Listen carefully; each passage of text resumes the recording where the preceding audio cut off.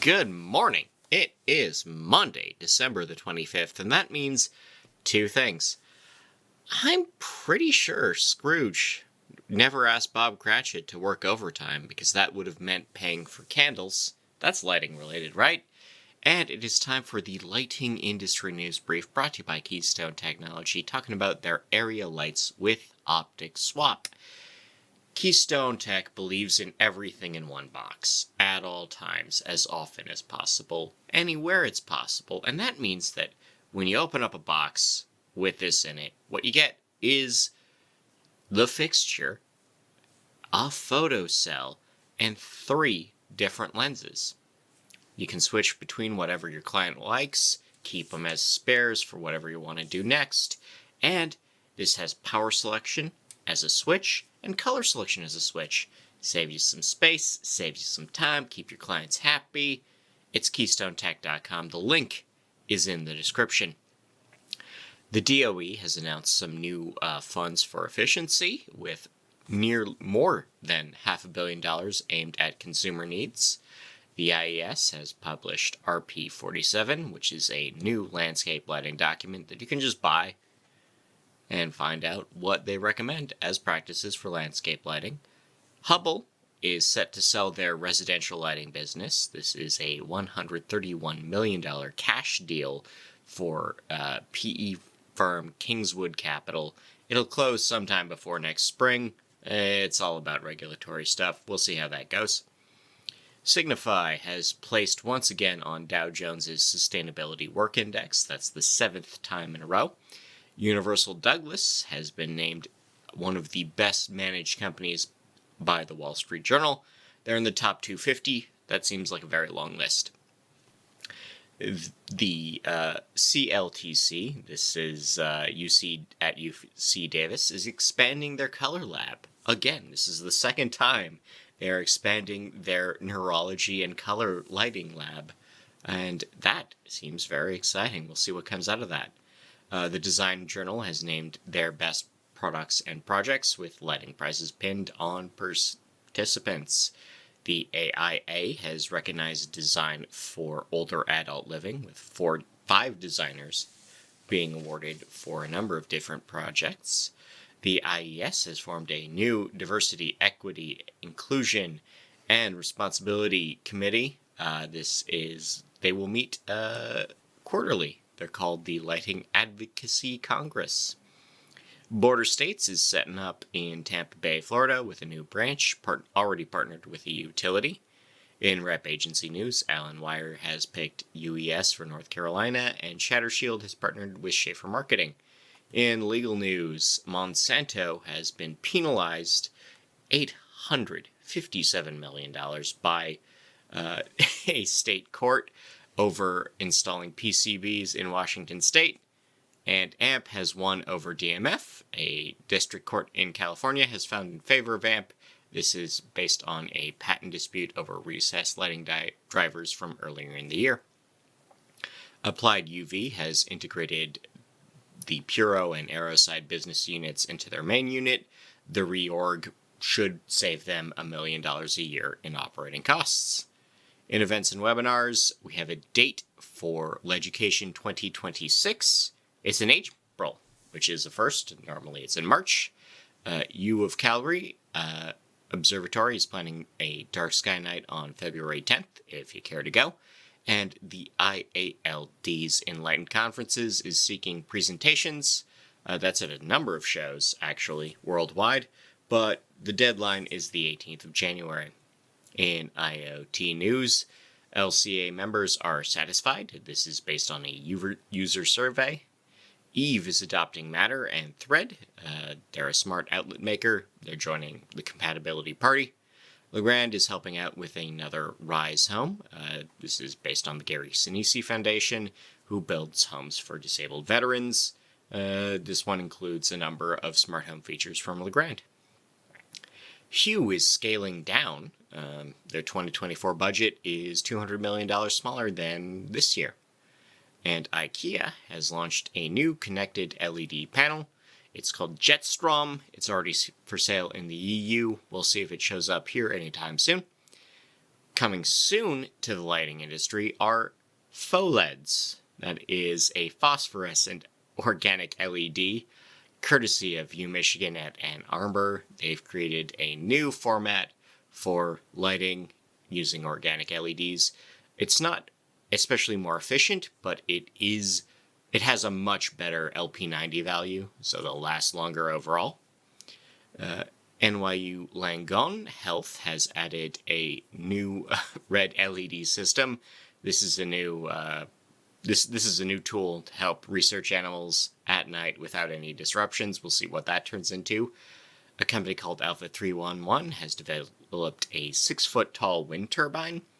So these are relatively small spinner devices that can be retrofitted onto street lamp posts, such that they can generate power.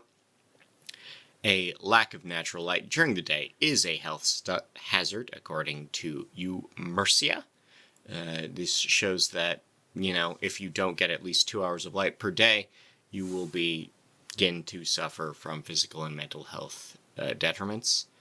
Early risers may have Neanderthal backgrounds. This is a bit of genetics research that has found that the difference between circadian rhythms between people might be related to early hominid crossbreeding. And I mean, look, science, genetics, I understand that early risers are completely insufferable, but you can't just call them Neanderthals. That's rude. It's rude. And NASA has streamed video via laser.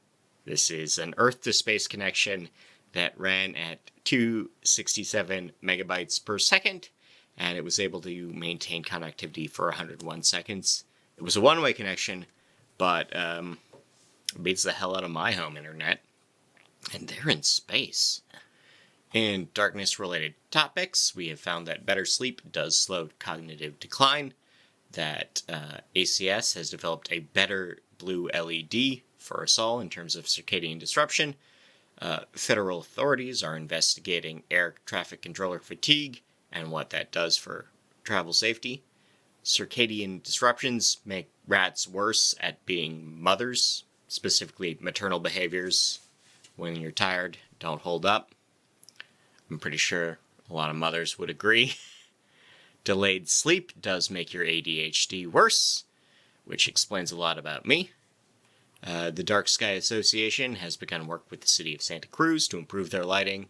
The city of Melbourne might be adding lights to their last unlit city park. That's Melbourne, Australia. Point Pelee National Park in Ontario has hosted their last dark sky night of the year. Look forward to more next year. Jackson, Wyoming has new lighting regs for seasonal decoration that you should be aware of.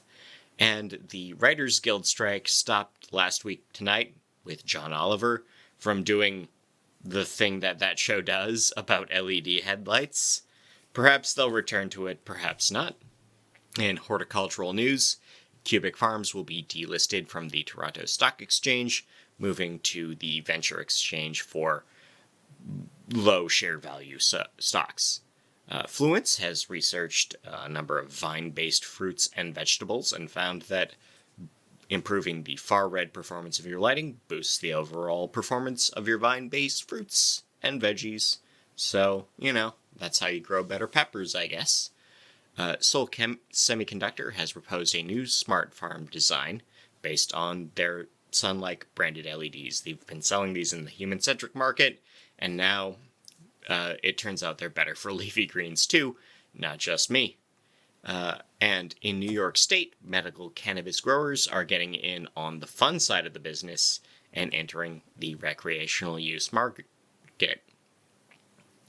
In recommended reading, all these on nailed.org, we can all read about the ethics of navigating divergent color subjectivity, the dynamics of color perception, the past year in cybersecurity, a forecast for construction, enforcement, or lack thereof, of standards in the EU.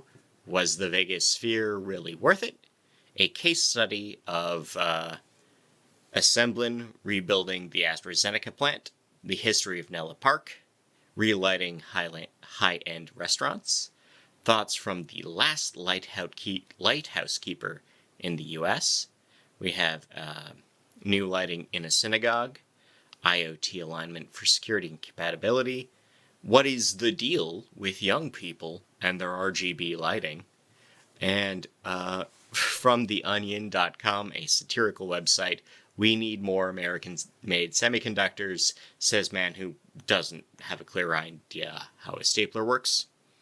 In local news, a bridge in Los Angeles has been hit by copper thieves. California also has $1 billion in infrastructure grants ready for next year. Hopefully for bridges, I guess. I-190 in New York is replacing 300 poles because they might fall over. Dunkirk, New York is feuding with the utility over who has to pay for switching the lamps over to LED. New York State overall has new energy grants. We had a complete blackout at Disney World Orlando last week. We have the Mennonite Church, the overall organization, distributing green grants to individual churches, chapels, and temples in the organization to improve their energy use. Greenpark, Missouri is switching to solar street lighting. The Gateway Arch in St. Louis, Missouri is going LED. And the Missouri DOT is replacing lamps over US 54. In international news, Taipei has some rad new bus shelters that are very well illuminated. A British bicycle shop has switched to LED to save money, but then adds a lot more LED lamps, so they didn't save money. A streetlight project in Tron in Austria is over budget. Signify Malaysia has completed adding solar lighting to Orang Asli. Visible Productions is expanding into Malaysia. Ledvance is joining more EU associations. Performance in Lighting is setting up shop in the UK. Southampton UK football feud is spilling onto bridge lighting, which is to say that there was this one bridge that was supposed to switch colors between football matches to support one team and then the other, and then it didn't, and it's a scandal because it's football in the UK, and that matters. And half of the street lighting in Tijuana is out of date, according to local officials. In People News, ESL Vision is adding Amanda Dean as their regional manager. Ron Steen is joining Lightheaded in sales. SensorWorks has appointed Darren Lapsley as their regional sales manager. Joel Maldonado is promoted to the president of Matthews Fan. Avi Avula is now the president and CEO at Methode Electronics. We have a new board at the AEE. Francois Javier Souvet is now Edison Report's Person of the Year. I consider you to be Person of the Year, by the way. That's just me, though. Not necessarily effective of nailed. And Baron Lighting is appointing Jeff Musilek as their business development manager. In things you can make, we have what it means to hack Bluetooth LED tape and what that does when it goes dark. You can turn old skateboard parts into wall sconces, and Mercedes-Benz is adding new exterior running lights that turn blue if they're in self-driving mode, which might be helpful to help me dodge them. But until next year, by the way, next year the episode will come out on the 2nd, not the 1st. I've been Scott Wachter. Thank you to our sponsors. Thank you for your time. Have a good week and enjoy the music. Summer made me lose my glasses in the snow. Put a cold hands up my back when I said no.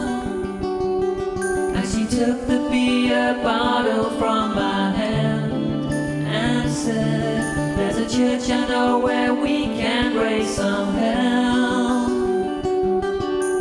Losers on a Christmas Eve. See out 1983. We were losers on a Christmas Eve. Please forgive us, for we know not what we do.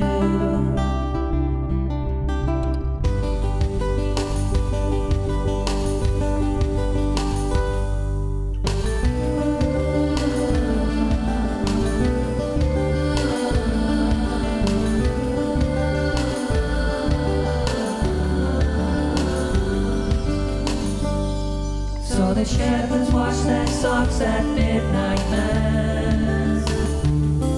Shout the Holy Ghost, she dead me, we'll run fast. Now she kicked my left shoe all the way back home, and she made a perfect angel in the virgin snow. Losers on a Christmas Eve. See out 1983. We were losers on a Christmas Eve. Please forgive us, for we know not what we do. So you went and built a snowman, but I'm sure that carrot doesn't go there. 30 Christmases have passed us, and we're still the losers that we were.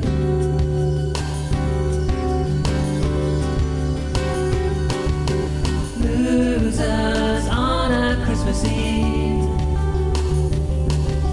See out 1983. We were losers on a Christmas Eve. Please forgive us, for we know not what we do.